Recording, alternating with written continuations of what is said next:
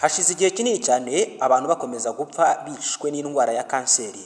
Abagabo hirya no hino ku isi buri mwaka hapfa amamiliyoni n'amamiliyoni y'abagabo bazize kanseri.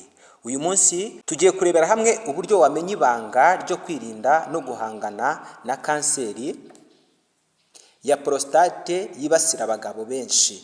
Iyi si dutuye abagabo benshi bafatwa n'ubu burwayi.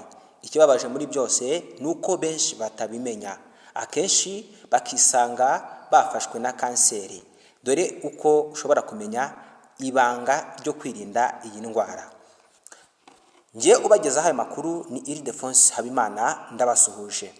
Abantu benshi yemwe n'abitwa ko bakojijutse iyo bumvise prostate bumva kanseri, ariko siko bimeze, kuko kanseri ni imwe mu ndwara zifata uruhago rwa prostate. Ubundi prostate ni uruhago rw'umubiri rugirwa n'abagabo, rujyanye n'imyororokere, ruherereye ahagana imbere munsi y'uruhago. Gusa rukunze kugira ibyago byo kwibasirwa na kanseri. Ushobora kwibaza uti kanseri ya prostate ni iki? Kanseri ya prostate ni akabyimba gaturuka ku kwivumbura kw'ingirangingo zo muri prostate zikura mu buryo budasanzwe, zihuse kandi zikura vuba, zigakora akabyimba muri prostate. Iyo gakuze ntikavurwa na rimwe ngo gakire, ntikabagwa, gashobora gutanga amashami mu zindi nyama, cyane cyane amagufa, ibihaha ndetse n'umwijima. Ibimenyetso bya kanseri ya prostate: kutihagarika neza. Nubona utihagarika neza, jya umenya ko ushobora kuba ufite ikibazo cy'uburwayi. Ugomba kujya kwa muganga bakagusuzuma bakareba uko uburwayi bwawe buhagaze. Rimwe na rimwe, cyane cyane mu Rwanda, hano muri Afurika, abagabo benshi bahuye n'ibi bibazo, ariko abenshi ntabwo bazi neza uburwayi uko bumeze. Ariko dore ibimenyetso bibiranga cyangwa se biranga ubu burwayi. Iyo wumvishe kimwe muri ibimenyetso bikubayeho, ugomba kujya kwa muganga ukisuzumisha mu maguru mashya, ukareba koko ufite ubwo burwayi. Icya kabiri, kubabara mu magufa yo mu mugongo wo hasi. Ushobora kwibaza uti niki gitera kanseri ya prostate?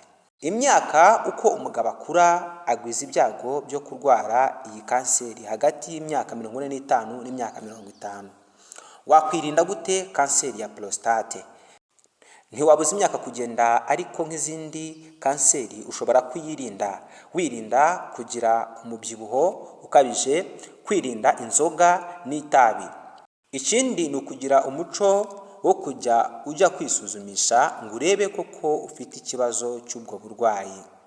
Kabone niyo waba nta kibazo ufite cyangwa se nta bimenyetso ufite. Ubu burwayi tuvuze haruguru ni kanseri ya prostate cyangwa se ifata prostate.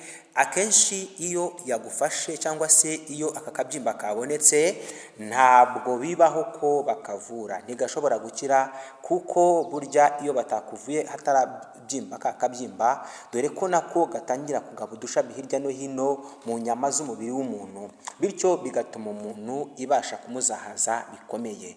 Ndabashimiye cyane cyane, ariko mbifurije kugira ngo niwumva ufite ibi bimenyetso bimvuze haruguru, uzajye kwa muganga wisuzumishe, dore ko niba udafite ibimenyetso ku bagabo, bityo ni byiza kujya kwa muganga kugira ngo umenye ko uhagaze. Wowe aho waba uri hose, waba uri umugabo, waba uri umusore, birakureba. Ni ngombwa kwisuzumisha kugira ngo ubuzima bwawe umenye uko buhagaze. Niba ukunze ibiganiro byacu, kanda subscribe kugira ngo ibindi byegeranyo turajya dukora gutya cyangwa se andi makuru yacu ajya kugeraho 5 kuri 5. Tunakwibutsa ko nukanda subscribe uraba ushyigikiye ikiganiro cyacu, kugira ngo ibiganiro byacu nibijya bitambuka ujye ubibona 5 kuri 5. Murakoze.